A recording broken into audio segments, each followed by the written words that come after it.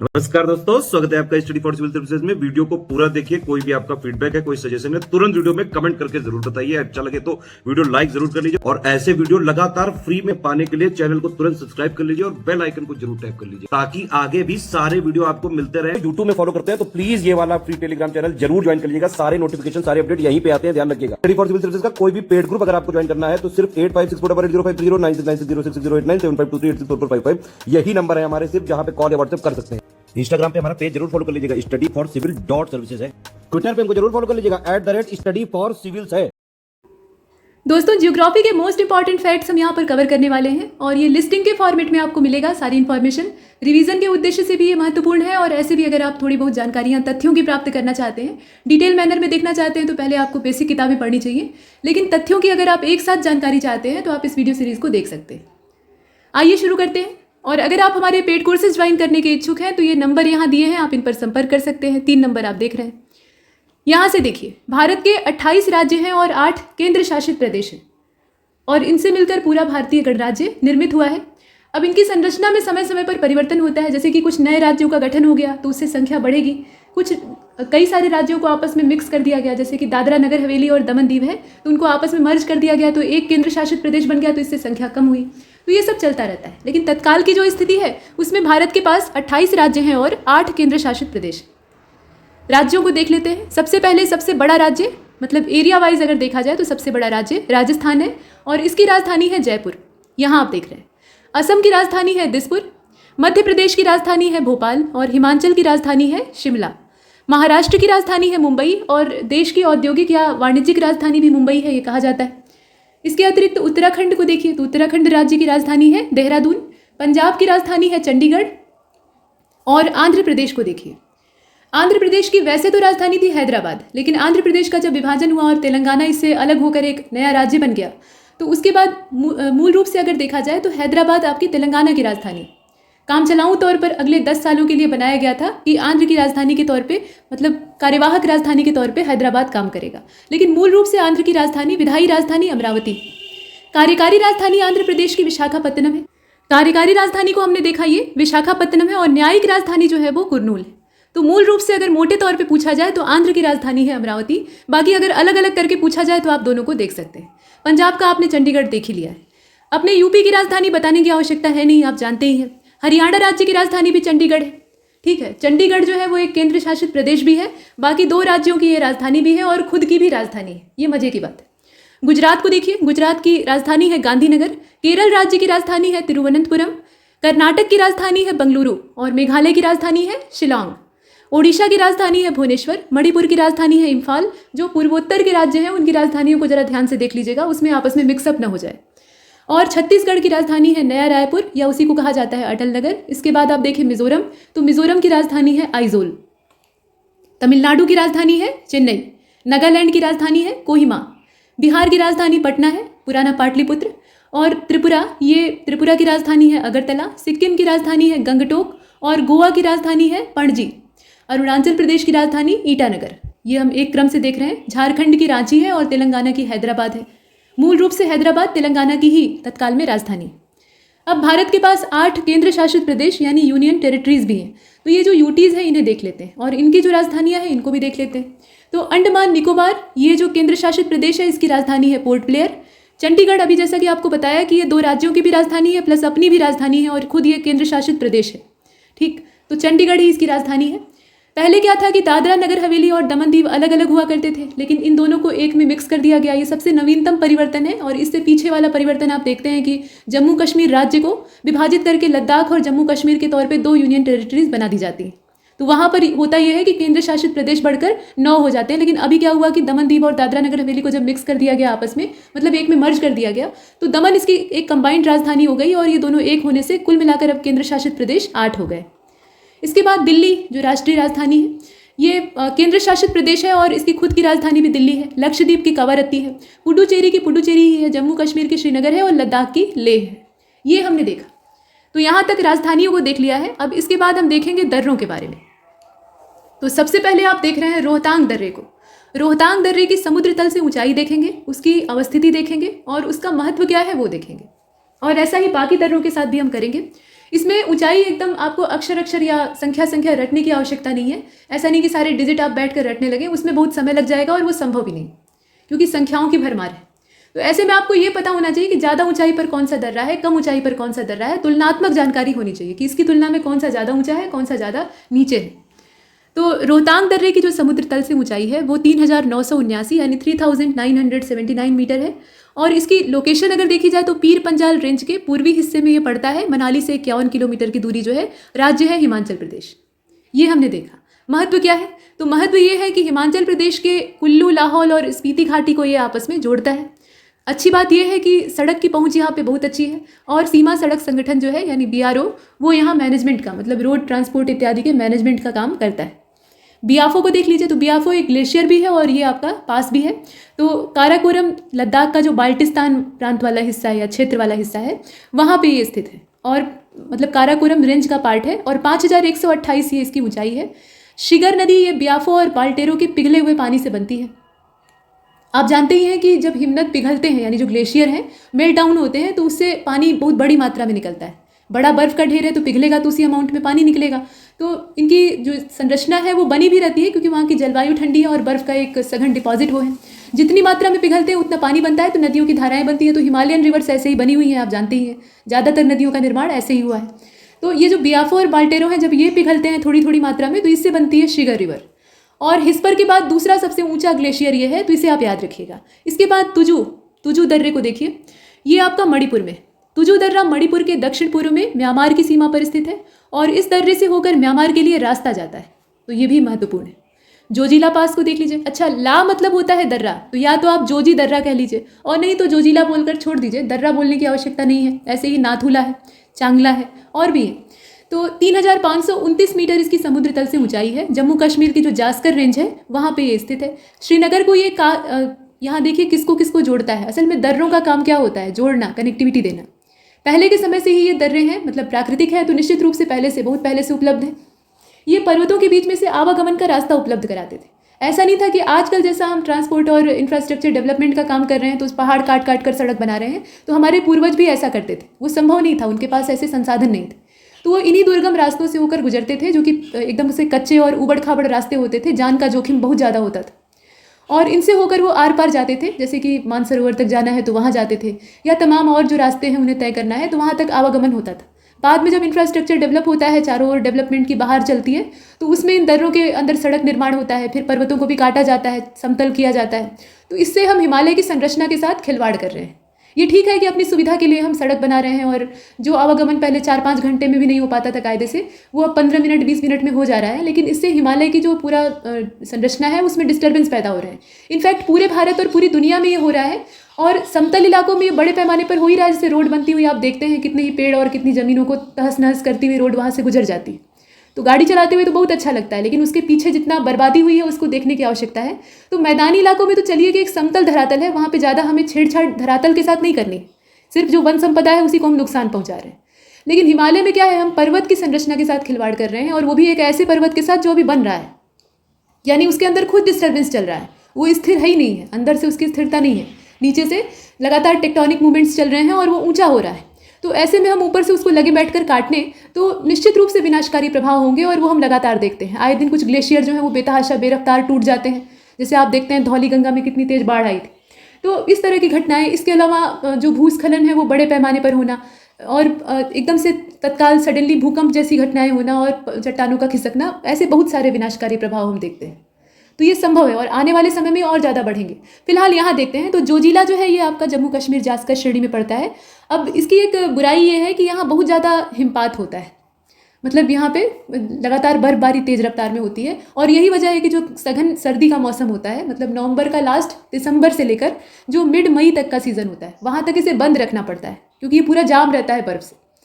और सीमा सड़क संगठन ही यहाँ पे मार्ग निर्माण और उसकी देखरेख का काम करता है और अभी हाल फिलहाल में इसे नेशनल हाईवे नंबर 10 घोषित किया गया है और बताया गया कि जोजिला दर्रा एशिया के सबसे लंबे द्विदिशा मार्ग बनाने हेतु प्रस्तावित किया गया है और 6,809 करोड़ रुपए का इसमें इन्वेस्टमेंट किया जाएगा।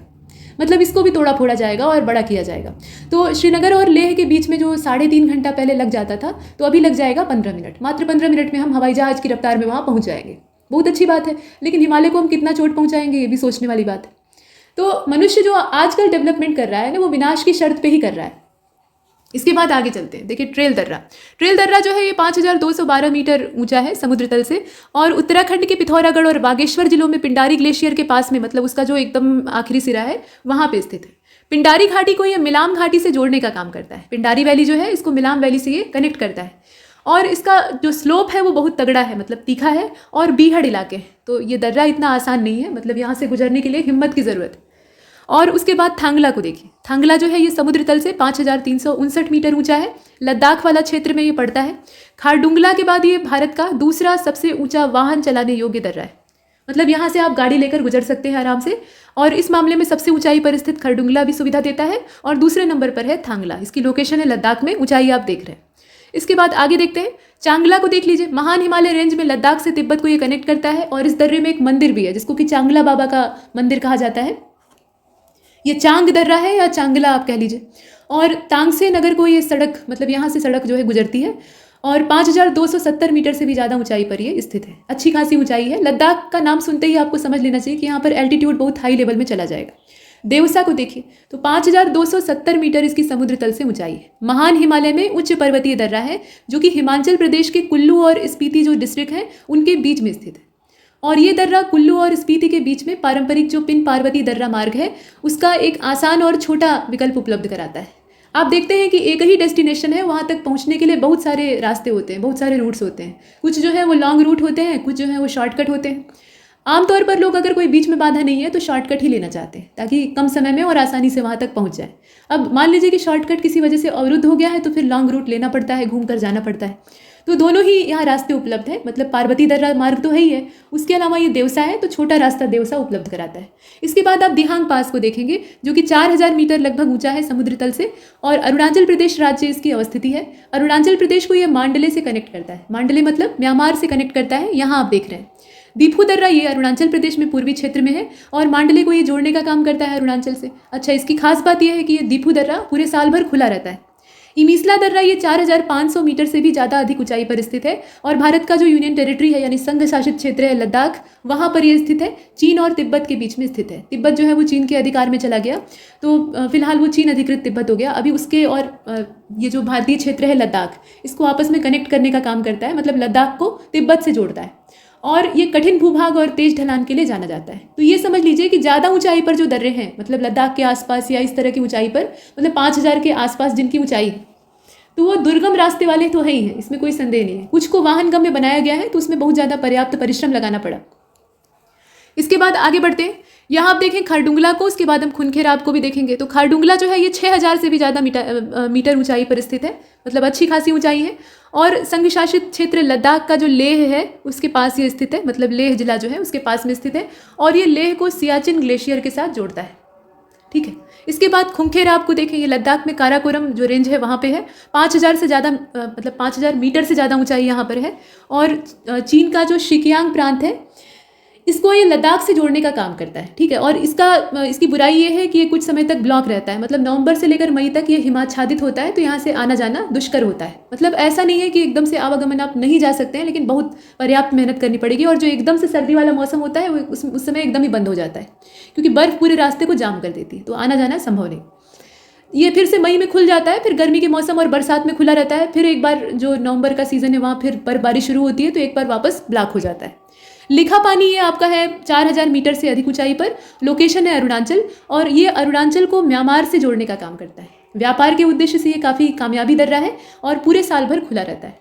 लिपुलेख दर्रा पिथौरागढ़ डिस्ट्रिक्ट में पड़ता है, मतलब उत्तराखंड में ये स्थित है, और ये उत्तराखंड को तिब्बत से जोड़ने का काम करता है, मतलब चीन के साथ कनेक्ट करता है।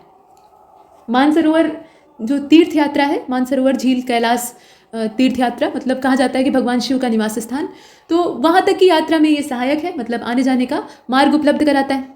इसके बाद आप देखें, चीन के साथ व्यापार जब भारत को करना हो तो उसके लिए महत्वपूर्ण ये चेक पोस्ट, मतलब सीमा चौकी है। लिपुलेख दर्रा, माना दर्रा ये महान हिमालय रेंज का हिस्सा है, उत्तराखंड को ये तिब्बत से कनेक्ट करता है। 5611 मीटर की ऊंचाई पर यह स्थित है और 6 महीने ये सर्दियों में बर्फ से ढका रहता है, मतलब वही समझ लीजिए आप नवंबर दिसंबर से लेकर मई तक। इसके बाद आपका मांगशाधुरा है, तो ये मांगशाधुरा जो है ये असल में 5000 मीटर की ऊंचाई पर है। उत्तराखंड का पिथौरागढ़ जिला इसको इस रेंज में आता है, मतलब ये उसकी लोकेशन है। उत्तराखंड को यह तिब्बत से जोड़ने का काम करता है और मानसरोवर की जो तीर्थ यात्रा है वो इसी दर्रे को पार करके संभव हो पाती है। और यहाँ की समस्या है भूस्खलन। तो भूस्खलन तो जो ज़्यादातर अधिक ऊंचाई वाले दर्रे हैं वहाँ पर है ही है, और ख़ासतौर पे उन दर्रों में ज़्यादा बढ़ गई है जहाँ पे काट के सड़क बनाने का काम बड़े पैमाने पर हुआ है। इसके बाद आगे देखते हैं मुलिंगला को देख लीजिए। तो ये मुलिंगला जो है यानी मुलिंग पास, ये गंगोत्री उत्तराखंड वाला जो क्षेत्र है वहाँ पे स्थित है, नॉर्थ पोर्शन है। उत्तराखंड को ये तिब्बत से जोड़ने का काम करता है। नाथुला दर्रा ये सिक्किम में भारत चीन सीमा पर स्थित है। 4310 मीटर इसकी ऊंचाई है। इसकी विशेषता ये है कि जो ओल्ड सिल्क रूट था, पुराना रेशम मार्ग जो कहा जाता है, उसका ये हिस्सा है। और भारत और चीन के बीच में 3 जो व्यापारिक सीमा चौकियाँ हैं उनमें से एक यहाँ पर है। अब इसको 1962 में जब चीन धोखे के साथ हमारे ऊपर हमला बोल देता है तो उस युद्ध के बाद जो तनावपूर्ण संबंध थे उसकी वजह से बंद कर दिया गया था। अभी 2006 में इसको एक बार फिर से खोल दिया गया। तो ये तो सामरिक स्थितियों पर निर्भर करता है कि किस देश के साथ हमारे संबंध कैसे हैं, और चीन के साथ तत्कालिक संबंध भी हमारे बहुत अच्छे नहीं हैं। इसके बाद आगे चलते हैं, थाल घाट को देखेंगे आप। तो महाराष्ट्र में स्थित है, ये प्रायद्वीपीय पठारी क्षेत्र का दर्रा है। थाल घाट, भोर घाट और पाल घाट ये महत्वपूर्ण दर्रे हैं दक्कन वाले एरिया के। तो प्रायद्वीपीय भारत का प्रमुख दर्रा और ये पश्चिमी घाट सह्याद्री में स्थित है और इससे होकर मुंबई कोलकाता मार्ग गुजरता है। इसके अलावा ये मुंबई को नासिक से कनेक्ट करने का काम करता है।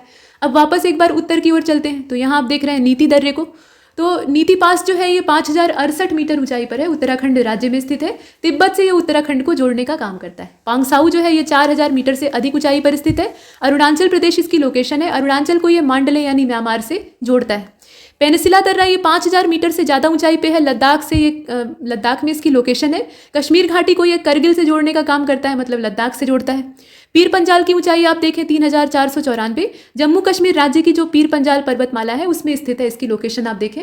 और ये जम्मू कश्मीर का ट्रेडिशनल पास है, परंपरागत दर्रा है। और बंटवारे के बाद भारतीय उपमहाद्वीपीय क्षेत्र में आवागमन के लिए इसको बंद किया गया था। तो ये संबंध पे ही निर्भर है, जैसा आपको पहले बताया। इसके बाद आप भोर घाट को देखिए। भोर घाट प्रायद्वीपीय क्षेत्र का दर्रा है, महाराष्ट्र में इसकी लोकेशन है। सह्याद्री पर्वत श्रृंखला का ही महत्वपूर्ण दर्रा है। और महाराष्ट्र राज्य की अगर बात करें तो इसमें कर्जत और खंडाला, इनके बीच में ये दर्रा जो है इससे होकर मुंबई पूना मार्ग गुजरता है और ये मुंबई को कई जो साउथ इंडियन और नगर हैं उनके साथ जोड़ने का काम करता है। इसके बाद करातांग दर्रे को आप देख रहे हैं, ये हिमालय का दर्रा है, काराकोरम पर्वत रेंज में स्थित है। तारिम बेसिन में लेह और यारकंद के बीच में प्राचीन कारवा मार्ग पर यह सबसे ऊंचा दर्रा है, 5540 मीटर, अच्छी खासी ऊंचाई है। और ये ग्रेट सिल्क रोड का एक अहम हिस्सा था। कारवा मार्ग का मतलब क्या है? पहले के समय में ये जो रेशम मार्ग की चर्चा हो रही है ना, तो ये जो जमाना था इस समय पैदल यात्राएं करने वालों की बहुतायत थी। कुछ तो जल मार्ग के द्वारा यात्रा करते थे, उसमें भी तमाम खतरे होते थे, लेकिन जो स्थल मार्ग था वो खतरों से ज़्यादा भरा हुआ था। स्थल मार्ग के द्वारा यात्रा करने में जोखिम ये होता था कि अगर एक पूरा जो यात्रियों का दल है वो निकला यात्रा पे तो उसमें से बहुत कम ही अपने डेस्टिनेशन तक पहुंच पाते थे। मार्को पोलो का जो यात्रा विवरण है उसे आपने पढ़ा होगा, उसमें इस चीज़ का बहुत अच्छे ढंग से वर्णन किया गया है। उसमें बताया गया है कि डाकुओं के गिरोह और दस्युओं के गिरोह वहाँ सक्रिय होते थे, जो कि यात्रियों को न सिर्फ लूटते थे बल्कि मार भी डालते थे। उसके अलावा हिंसक पशु या कहीं रास्ता भटक गए तो फिर खाने या पानी के बिना मर जाते थे। तो ऐसी स्थितियाँ उनके साथ होती थी। तो वो अकेले नहीं चलते थे, अपनी सुरक्षा के लिए वो झुंड में चलते थे और यही झुंड कारवां कहलाता था। तो ये कारवां मार्ग कहा जाता था। ठीक, अब इसके बाद आप देखें बोमडिला। तो बोमडिला जो है ये 4331 मीटर ऊंचा है। अरुणाचल प्रदेश में इसकी लोकेशन है। महान हिमालय के भूटान का जो पूर्व वाला हिस्सा है वहाँ पे ये स्थित है। अरुणाचल प्रदेश को ये ल्हासा से जोड़ने का काम करता है। सेन कोट्टाह को देखिएगा, ये तिरुनेलवेली जिले में स्थित है, मतलब दक्षिण भारत का दर्रा है, कट्टाबोमन तमिलनाडु वाला। इसको सेन कोट्टाह गैप भी कहा जाता है, मतलब गैप भी कहा जाता है। दो पर्वतों के बीच का गैप यानी खाली स्थान अर्थात दर्रा। तो 4300 मीटर से अधिक ऊंचाई पर यह स्थित है। दक्षिणी तमिलनाडु और केरल का प्रवेश द्वार है। इसके बाद आप शिवकीला को देख रहे हैं इसमें। तो शिवकीला जो है ये देखा जाए तो 3930 मीटर ऊंचा है। हिमाचल प्रदेश राज्य में स्थित है। राष्ट्रीय राजमार्ग संख्या 5 हिमाचल को तिब्बत से ये जोड़ने का काम करता है, मतलब भारत चीन सीमा पर स्थित है, तो महत्वपूर्ण है। और हाँ, खास बात यह है कि शिवकीला से ही होकर सतलज नदी भी बहती है। सतलज का जो प्रवाह है वो इसी शिवकीला से होकर होता है। बनिहाल को देख लें तो ये पीर पंजाल जो नेशनल हाईवे नंबर 1A है उस पर अवस्थित है और राष्ट्रीय राजमार्ग 44 पर इसको बनाया गया है। 2835 मीटर ये ऊंचा है। श्रीनगर को ये जम्मू से मिलाता है और जवाहर सुरंग जो कि 2.85 किलोमीटर लंबी है वो इसी में स्थित है। इसका उद्घाटन 1956 में किया गया था। बुर्जिला को देख लीजिए।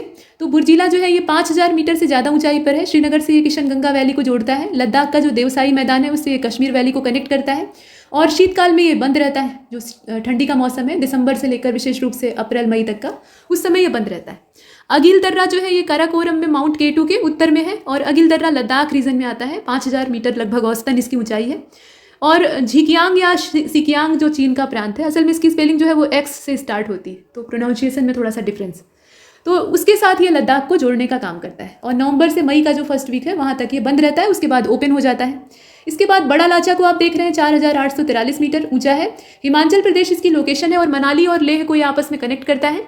यह नवंबर से लेकर मिड मई तक बर्फ से ढका रहता है। पाल घाट या पलक्कड़ को आप देखिए, तो ये जो है ये 140 मीटर ऊंचा है, दक्षिण भारत के मध्य केरल राज्य में स्थित है। और पाल घाट दर्रा पश्चिमी घाट पर्वत श्रेणी में एक बड़ा दर्रा है। ये प्रायद्वीपीय भारत का एक महत्वपूर्ण दर्रा है जो कि केरल को तमिलनाडु और कर्नाटक से जोड़ता है। शिपकीला को आप देख रहे हैं 3930 मीटर ये ऊंचा है। हिमाचल प्रदेश इसकी लोकेशन है। शिपकीला या शिपकी दर्रा इसको आप कह लें, ला मतलब दर्रा होता है तो आप शिपकीला ही बोल सकते हैं। हिमालय का एक महत्वपूर्ण दर्रा है जो कि हिमाचल प्रदेश के किन्नौर जिले को तिब्बत के जांदा जिले के साथ कनेक्ट करने का काम करता है। तो ये इसका कनेक्शन। और देख लेते हैं उमलिंगला को, देखिए लद्दाख में स्थित है, 5882 ये इसका ऊंचाई है। देश का सबसे ऊंचा वाहन चलाने योग्य ये दर्रा है और यह लेह को पैगोंग से जोड़ता है। पैगोंग सो कहा जाता है, तो सो का मतलब होता है झील, ठीक, तो पैगोंग झील आप कह सकते हैं। तो ये लेह को पैगोंग से जोड़ने का काम करता है। अगस्त 2021 में इसका उद्घाटन किया गया। इसके बाद लानकला है, तो ये लानक दर्रा या लानकला जो है ये 5466 मीटर ऊंचा है और लद्दाख क्षेत्र या जो अक्साई चीन वाला इलाका है, असल में ये है तो हमारा ही, लेकिन चीन ने इस पर ज़बरदस्ती कब्जा करके रखा हुआ है, तो ये अक्साई चीन कहा गया। फिलहाल वहाँ ये इसकी लोकेशन है और लद्दाख और लासा को ये आपस में जोड़ने का काम करता है। तो यहाँ तक हमने दर्रों के बारे में सूचनाएं प्राप्त की।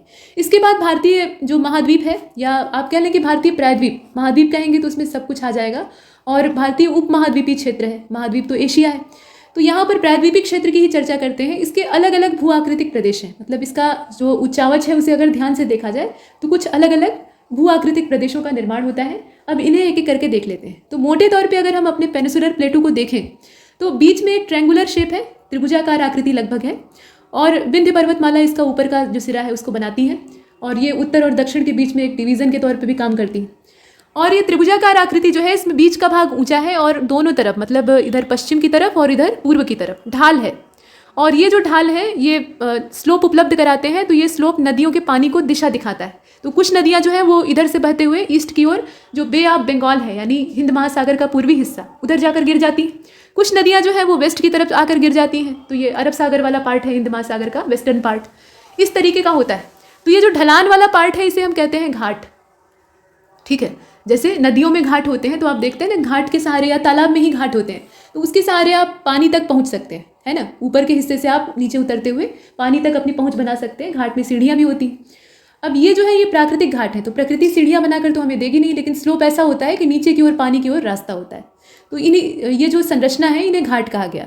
अब इसमें अगर ढलान की बात करें तो स्लोप ज़्यादा जो है वो पश्चिमी घाट का है, और धीमा स्लोप अगर देखा जाए तो वो पूर्वी घाट की तरफ हमें दिखाई देता है। तो अच्छे डेल्टाओं का अगर आपको दर्शन करना हो तो आपको पूर्वी घाट में अच्छे अच्छे डेल्टा दिखाई देंगे, और अगर बढ़िया एस्चुरीज आपको देखनी हो तो वो पश्चिमी घाट की तरफ आपको दिखेंगे, जैसे नर्मदा की एस्चुरी है या ऐसी और भी नदियाँ। तो फिलहाल इसे देख लेते हैं। तो यहाँ पर वर्गीकरण में पूर्वी घाट है, पश्चिमी घाट है, उसके अलावा जो दक्षिण दक्कन का पठार है वो तो रहेगा ही। मेघालय मिकिर के पठार आते हैं, इसके अलावा उत्तरी दक्कन का पठार है, दक्षिण मध्य उच्च भूमि है, और पश्चिमी घाट सह्याद्री वाला क्षेत्र ही है, अभी आपको बताया। पूर्वी पठार है और उत्तर मध्य उच्च पठार क्षेत्र जो है वो भी इसमें आता है। तो ये भू आकृतिक प्रदेश हैं जिन्हें कि हमने देखा। अब यहाँ पे नदियों के 5 संगम, मतलब गंगा नदी तंत्र जो है, शुरुआती तंत्र, जब हिमालय में गंगा का जन्म होता है तो मूल स्वरूप में वो गंगा के नाम से नहीं जानी जाती, उसमें बहुत सारी छोटी बड़ी नदियाँ आपस में सपोर्ट करती हैं, और इस तरीके से बनते हैं पंचप्रयाग।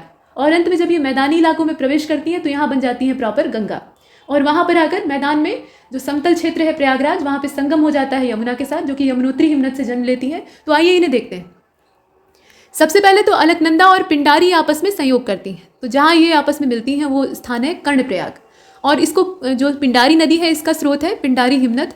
अलकनंदा, अब देखिए अलकनंदा में जब पिंडारी मिल गई तो अलकनंदा की ही एक मोटी धारा बनी, ठीक है। अब वो वाली अलकनंदा जो है वो आगे जाकर मंदाकिनी के साथ सपोर्ट कर रही है, मतलब मंदाकिनी उसको सपोर्ट कर रही है। मंदाकिनी को काली गंगा भी कहा जाता है, चोराबारी ग्लेशियर से ये जनरेट होती है।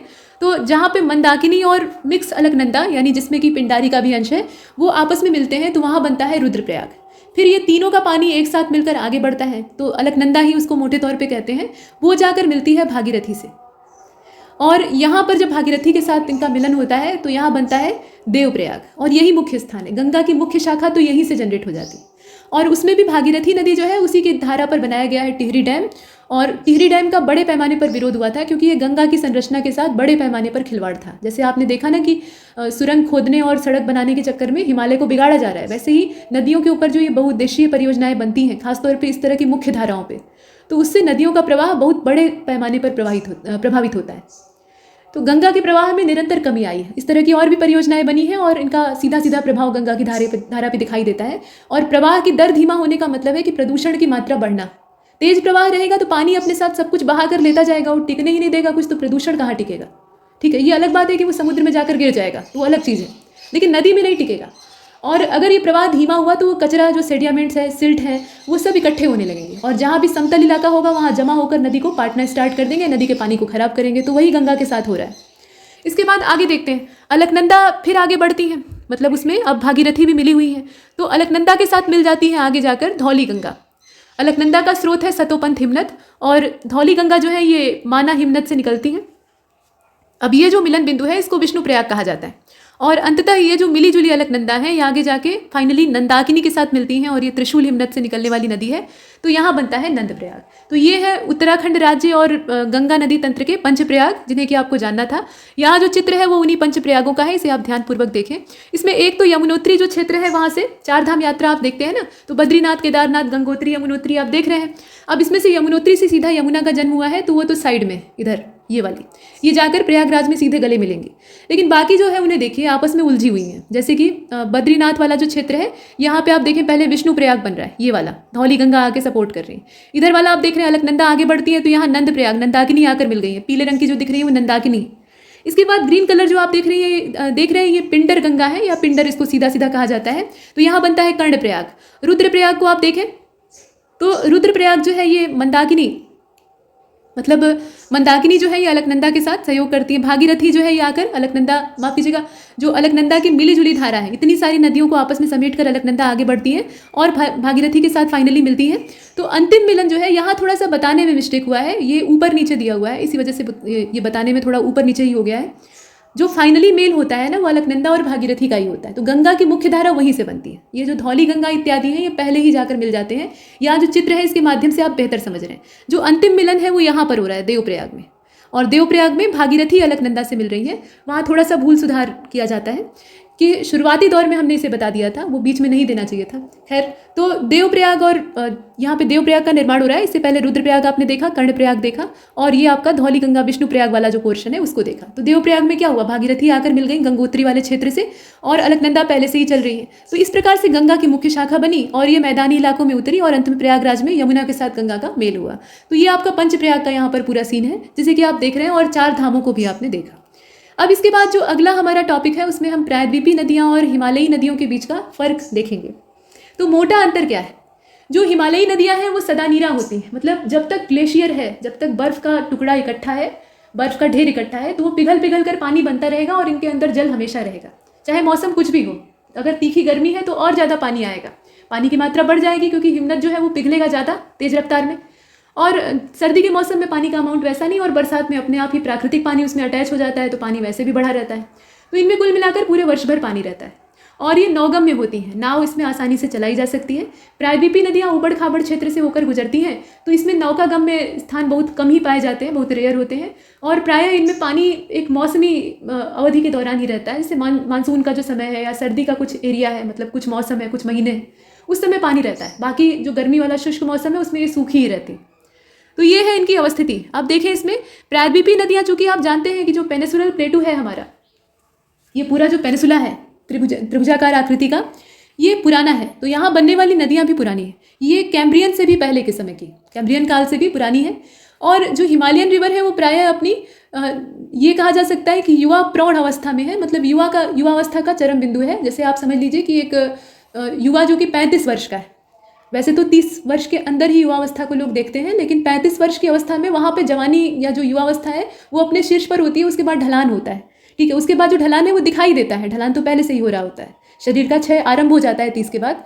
तो वो जो 35 वर्ष की चरम अवस्था है वहाँ पे ये नदियाँ पहुँच चुकी हैं, मतलब इनकी युवावस्था का चरम बिंदु है। उसके बाद प्रौढ़ता इनमें आएगी।